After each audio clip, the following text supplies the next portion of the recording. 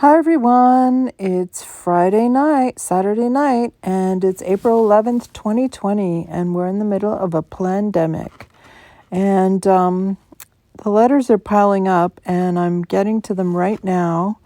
And I feel really bad that I haven't read these yet. This one is dated March 29th, and I've got two here from Pat Parsons that I'm going to read one after the other. And we really have a stack from Dennis Morgan Hicks, who's, like I said before, the best pen pal ever, excellent Christian brother, and it would be really wonderful if you could write to him, or if we could crowdsource somebody to read his letters into YouTube. I think Rudy will probably scan them, but we just don't have time to read them all. And if somebody wants to read them and record them, we'll upload them to YouTube if you're interested. That would be great. Patricia Parsons was entrapped by the evil satanic reprobates at the FBI. She's in Aliceville in Alabama. And I'll just start. It says, "Hey Rudy, I wanted to update you on what has been going on around here since my last letter. The warden came around on a held town halls in each unit. She told us that we were in a phase 2 lockdown from Washington. She also said that she did not know what phase 3 would look like if we got there. Well, here is what phase 2 looks like. Bear in mind that FCI Aliceville is run like a maximum security prison anyway, not like places that some of these other women have been. First, we were separated from other units at mealtime only. There are 3 buildings, each with 4 units, except for C. C4 was coincidentally, emptied in January to be used for training. So at the beginning, each building went together. But now we go by each individual unit, all 11 separated for the most part. Mealtime takes longer this way, even though we are supposed to get 10 minutes after the last prisoner in a unit sits to eat. I'm told that by law we were to get 15 minutes. I think most people realize that if you cannot chew your food properly and eat too fast, people will gain weight. The officers during weekdays at least have become traffic cops at all intersections to and from lunch. At first we were lucky to get 5 minutes. It is better now, but still too fast. They let us take our fruit back now, which helps. It takes time to peel an orange or peel the chemical-laced skin off an apple, so that is our mealtime now. Good thing I don't go, but maybe 5 times a week. I remember she told me she only had 10 minutes to eat, and I was almost sick to my stomach about it because that's ridiculous. I go 5 times a week less since my face swelling episode. I also take my own utensils now, as the last time I used theirs, I picked up 3 dirty spoons in a row. If they deny us our own utensils, I will not go over there at all. While they were figuring out our meal routine, we were still commingling in class and rec. Maybe that was considered phase 1. Now to rec. Now we have 3 rec educational religious services moves per day, 1 for each building.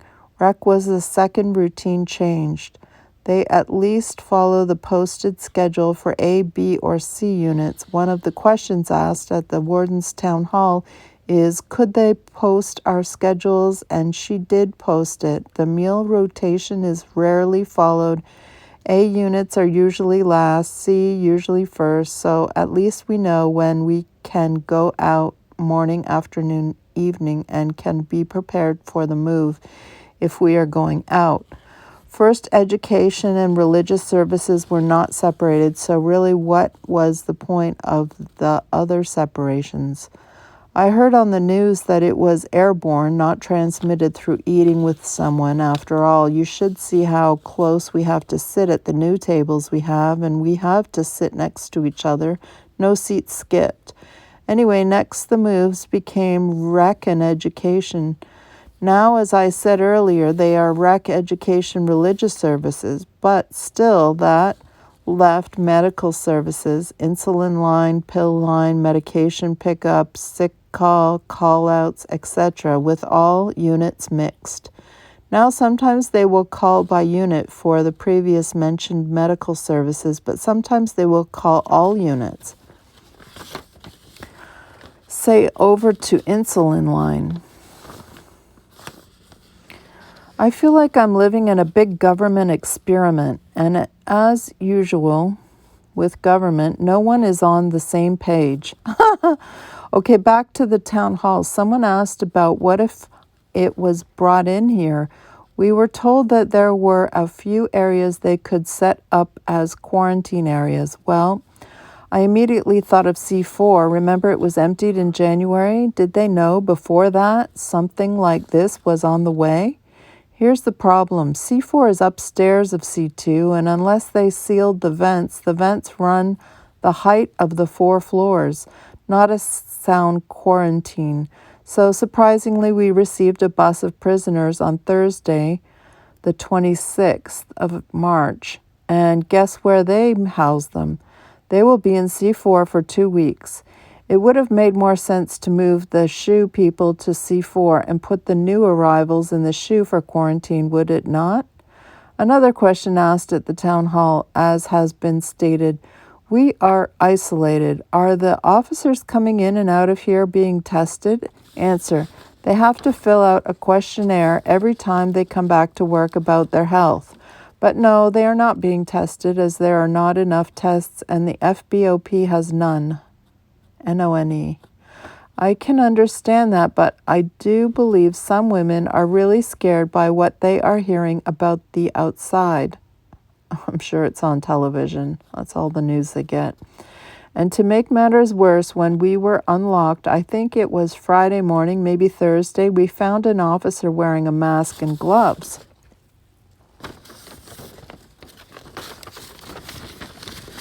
Now, that's not going to create panic. Needless to say, I think it did worry some who might have thought, is she wearing that because it is here?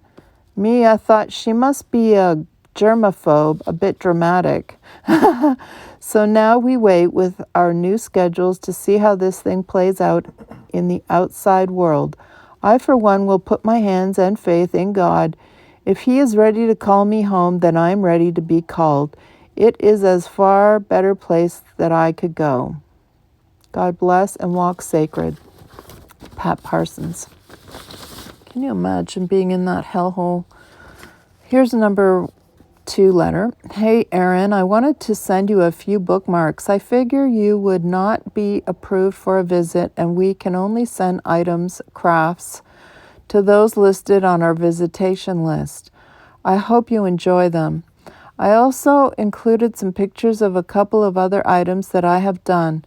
The snowflakes are a bear to cut out, but are quite lovely. The shelf is supposed to be a music box, but I made an operable drawer for jewelry. I obviously cannot get music box guts in here. It was a hard project to sew together, but it is so cute. The photo, I feel like crying when I see these pictures. They're so sweet. Maybe Rudy will scan them. The photo is my winning hobby crafts showcase project from last September. I was able to get the photos after they were posted and then taken down.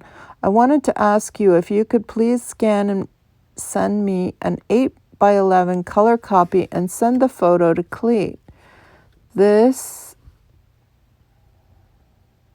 is not the angle I wanted. The woman who takes photos is quite tall, but it seems the man who was to email them to you either did not or did not put my name in the subject line as requested, and it is in spam land.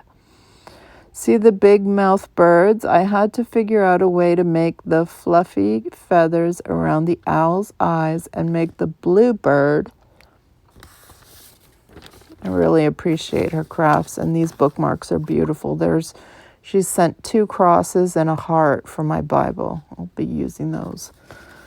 Goldfinch eyes with my own pattern. I think we can order glue on eyes on SPO. I think that's like a commissary if we have taken certain classes, but I'm not sure. All classes are suspended over there for now anyway. I had just finished beginning beading and was planning on taking advanced beading and advanced guitar. I'll just have to wait until all this blows over. I want to add beading with my canvassing. Some of the women here are blown away by some of the things I can come up with. One woman who has been here longer than me said I was the best canvasser she'd seen. Speaking of plastic canvas, I could use a couple of other things. I want to do a round basket with wolves running around it and a picture with an autumn scene grist mill coming out of the picture. Do you think you could find me a couple of pictures to send a wolf scene with several wolves running in a line and an autumn grist mill scene? If anybody listening sees something good like Google Images, please mail them to her, and I'll keep looking too. But this, like I said, this website and YouTube channel is crowdsourcing because we get action items from hundreds of prisoners. When we can finally SPO, I think that's something to do with commissary, I will be collecting my yarn colors. I'd like to use the grist mill project in the next HC showcase. Maybe the basket too. Last year they let us enter 2 projects each, although I did not. Thank you for your love and support. I need to get a long letter written to Rudy. Love, Pat. I've been collecting wool for her. I don't know if she's going to want to do plastic canvas when she gets out of there. Okay, and here's another letter. Hey, Rudy and Aaron.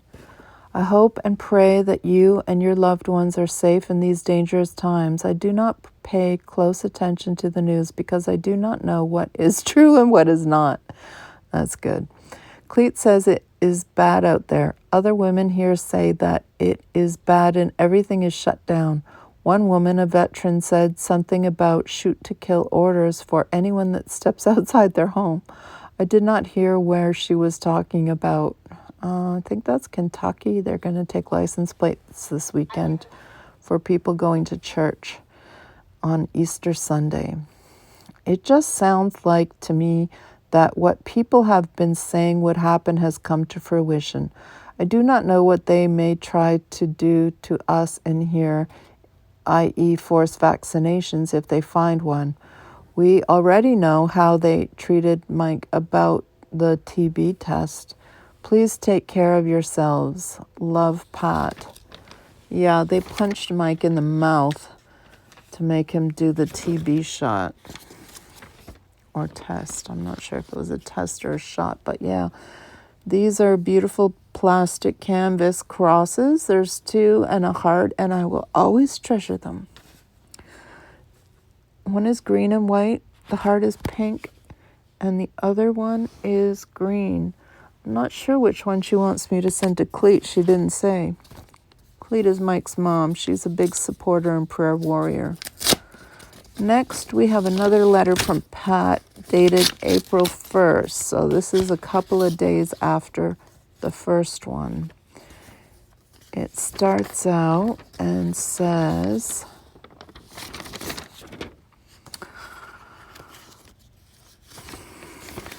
she called tonight too, and I wish I talked to her, but I didn't. Hey, Rudy and Aaron. Well, what a difference one day makes. I think we went to Phase 3 today. We got another bus in. They emptied C2 or C3, put them in A and B units after all this time of keeping us separate. They put the new arrivals in quarantine in the emptied unit. After everyone was moved into their new unit, they were told to stay in their room until lockdown. In A1 anyway, we locked down at 3:40ish. Count us at 4. They did not count us until about 5. During the count, the unit manager, Ms. Skinner, came in and announced that we, the BOP, is on a national lockdown. We will not be going out of our rooms tonight or tomorrow. They are bringing sacked lunches for our evening meal. It is now 6:10 p.m. I guess they will do the same for breakfast, lunch, and dinner tomorrow. I do not know when we will have access to showers, phones, or computers. I do not even know if they will give out or take up our mail. It's 6:15 p.m. and they brought us totally frozen sandwich meat and peanut butter mixed drink with no water. Water from the sink in my room is brown most of the time. The package says consume within 4 hours. I hope it thaws for those who will eat it. My roommate and I do not eat this garbage. I told her, looks like we'll come out quite skinny. Remember, I already lost 35 pounds last year. All they want to feed people here are carbs, carbs, and more carbs. You should see the amount of bread that is thrown out on a daily basis. People are starving, but the women who know better do not eat the bread. Good thing I am used to going without food, but I do not know how I'm going to do without drink if they don't let us out to shower or get hot water for tea and coffee and ice. The case manager, Mr. Kano, is helping the officer pass out the food. Both have gloves on, but Mr. Kano is wearing a mask also. Is this for his protection or for ours? I talked to him yesterday and he was not wearing a mask. He took it off when done passing out food. I will assume it is for our protection and he does not wish to breathe on our food even though it is in sealed plastic bags. They did pass out mail before count at 10 p.m. After count, the officer asked if anyone had mail to go out, slide it under the door. I guess this will go out with tomorrow's mail. Pray for us all. God keep you safe. God bless and walk sacred. Love, Patricia Parsons. I think I need to send her some more mail. Wow. All I can say is wow. I don't know what else to say about this. If you guys think that you got it bad at your home in this lockdown, imagine being locked in a closet with brown water and frozen meat sandwiches and peanut butter. I don't even eat peanut butter because I know it just sucks up all the toxins in the ground. And that's why it's so popular, because the farmers planted it for that purpose. Anyway, I'm sorry to report that Pat Parsons is in a terrible situation, but she really needs our prayers, love, and support. And if you could write her a letter, that would be great. God bless and walk sacred, as Pat would say. Good night.